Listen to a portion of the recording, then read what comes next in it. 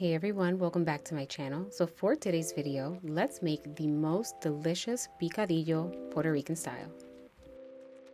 Alright, so jumping right into it, I have here a deep pan and I have it set over medium-high heat. Now, I always hover my hand over the pan just to make sure it's hot.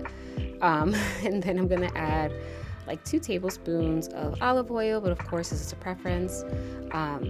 And then afterwards, my oil is going to get hot pretty quickly. And then I'm going to add about a tablespoon of sofrito.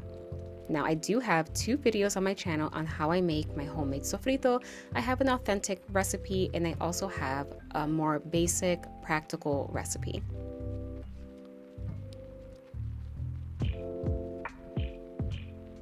And then I'm going to add half of an 8-ounce can of tomato sauce. Right, I'm gonna let that marry together until it's nice and fragrant. This is like the Puerto Rican duo, sofrito and salsa de tomate. And then I'm gonna add about a tablespoon of some chopped pimientos and a couple of olives.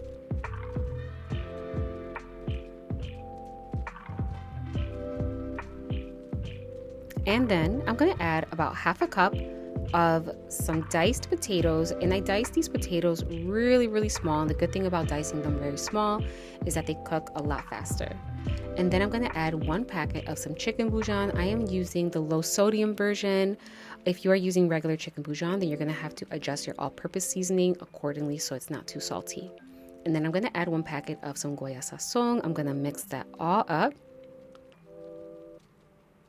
So I'm basically just making the base of the picadillo. Unlike regular ground meat that's usually browned at first, we're not browning this meat for max flavor. Instead, we are sauteing this with all the spices and the ingredients for max flavor. And then I'm gonna add about half of a teaspoon of some black pepper. And I'm gonna add about half a teaspoon of some adobo. If you are using like regular chicken bouillon, then add a little less, add a little more, just add it to your liking. And then I'm gonna add about half of a teaspoon of some garlic powder.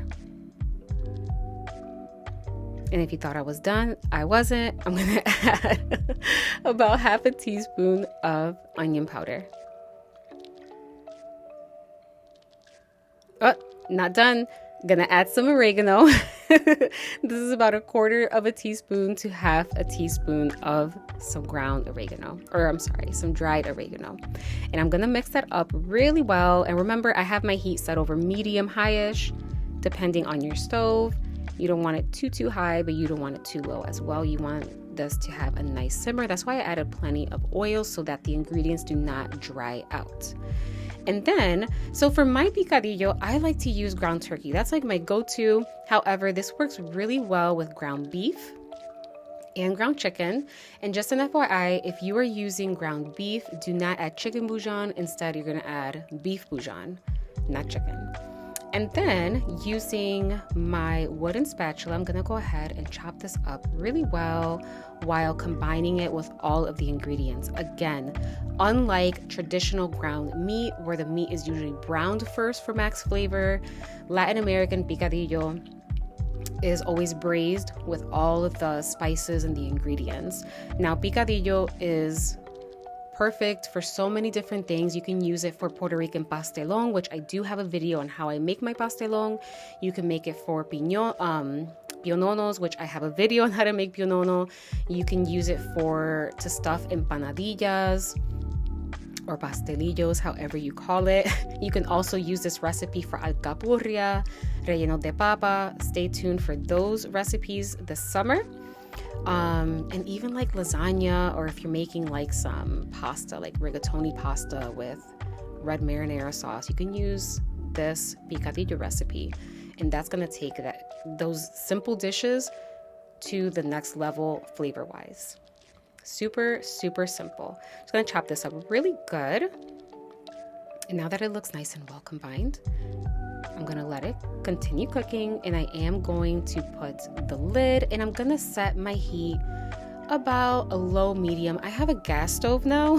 I know you guys are used to hearing me say I have an electric stove. So if you have an electric stove, still set it about medium low heat.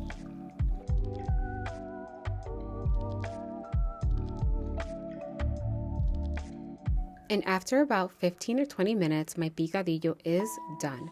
Now, I know it's done not only because my meat is fully cooked through, but also because the potatoes are nice and tender.